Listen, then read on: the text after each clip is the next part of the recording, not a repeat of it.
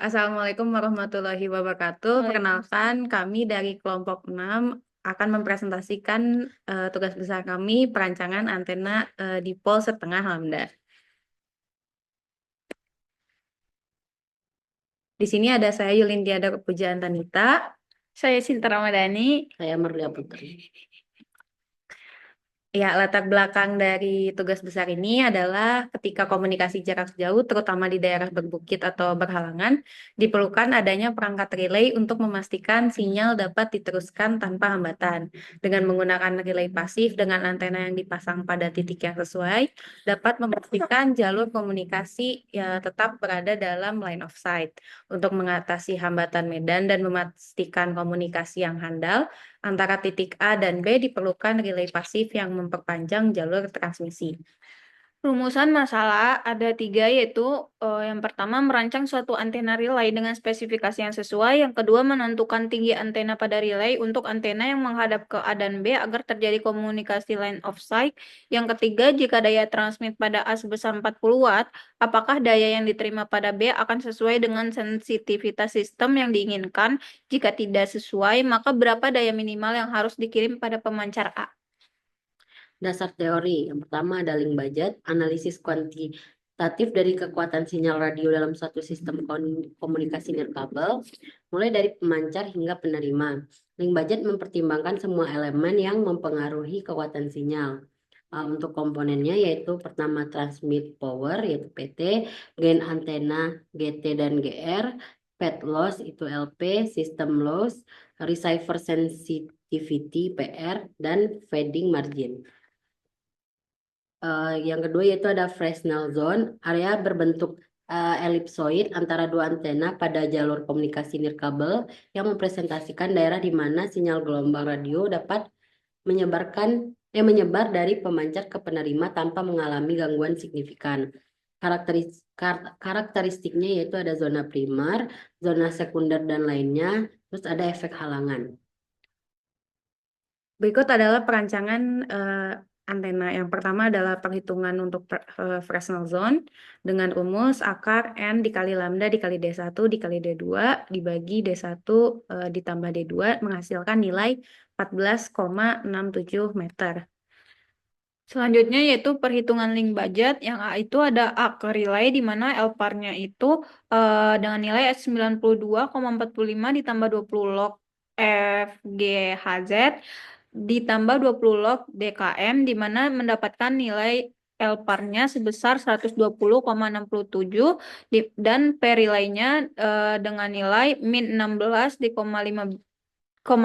ditambah G relay-nya. Relay ke B yaitu LPRB 92,45 ditambah 20 log FGHZ ditambah 20 log DKM yang dihasilkan LPRB-nya yaitu 128,003. Yang kedua yaitu FSPL 9245,45 ditambah 20 log FGHZ ditambah 20 log DKM hasilnya yaitu 131,13. Untuk PB sama dengan PT relay dikurang L relay ditambah G relay dikurang FSL ditambah GB dikurang LB menghasilkan PB sama dengan 2 G relay dikurang 100,68. Untuk G relay, hasil G relay-nya yaitu 0,34 dBA. Selanjutnya yaitu ada konsep desain di mana antena dipol setengah lambda. Antena adalah perangkat pasif yang mentransformasikan dan mengarahkan sinyal elektromagnetik antara saluran transmisi dan ruang bebas.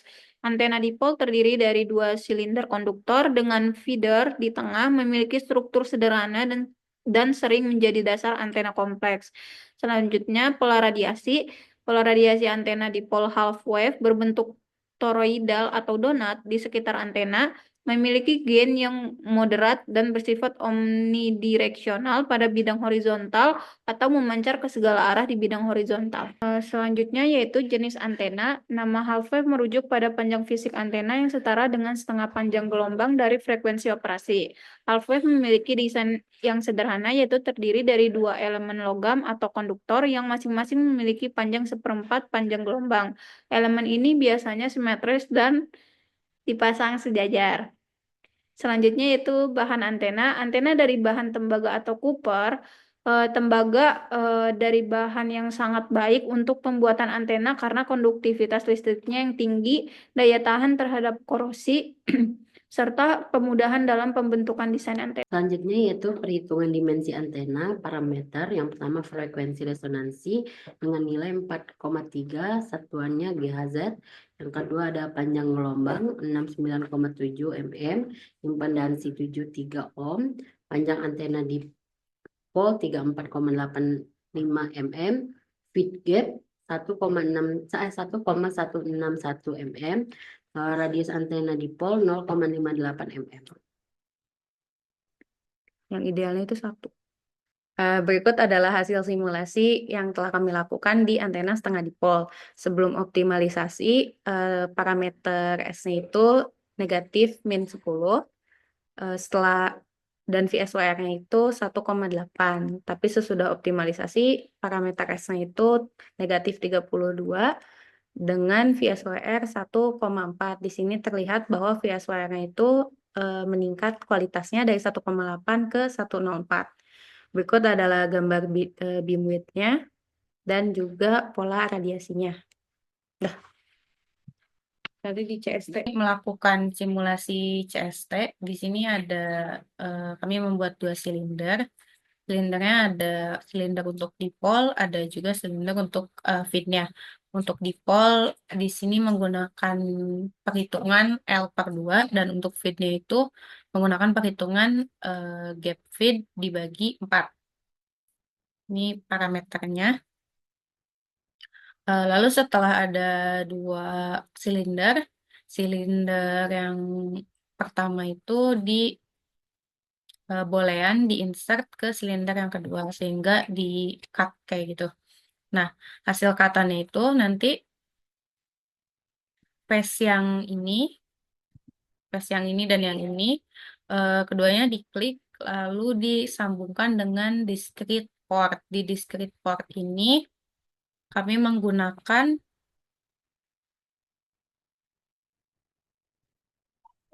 discrete port ini kami menggunakan impedansi sebesar 73 ohm.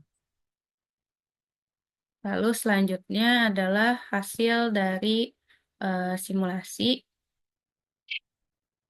Pertama, untuk melakukan simulasi kita ke home dulu, lalu kita lakukan start simulation. Ini nilainya itu sudah dioptimalisasi.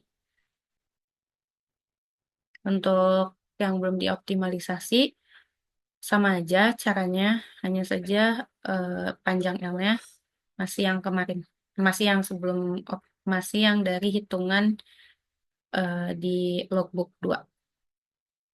Ya, bisa kita lihat untuk lihat markernya adalah kita ke assist marker 4,3. Nah, di sini.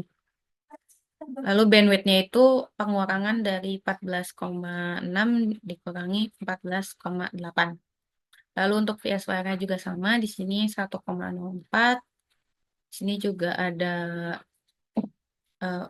2D-nya untuk field-nya di 4,3 frekuensi GHz. Dan untuk far field-nya, nah di sini far field-nya itu adalah bentuk pola radiasinya.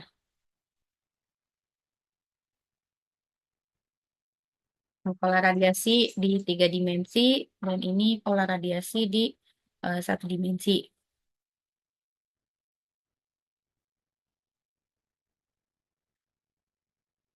Mungkin sekian dari saya dari CST-nya.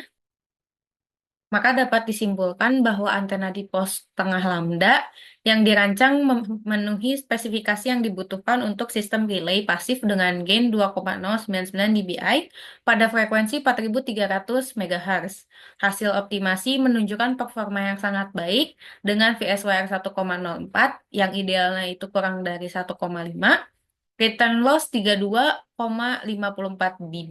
dB, gain 2,099 dBi. Dari perhitungan Fresnel zone, menetapkan tinggi antena relay sama dengan antena B di ketinggian 150 dan sudah cukup untuk bisa terjadinya line of sight.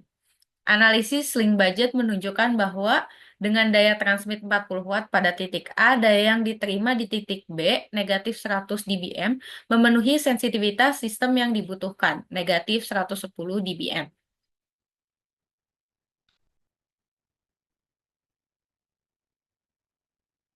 Dua, tiga. Sekian presentasi dari kami. Mohon maaf bila ada kesalahan. Terima kasih. Sampai jumpa. Dadah.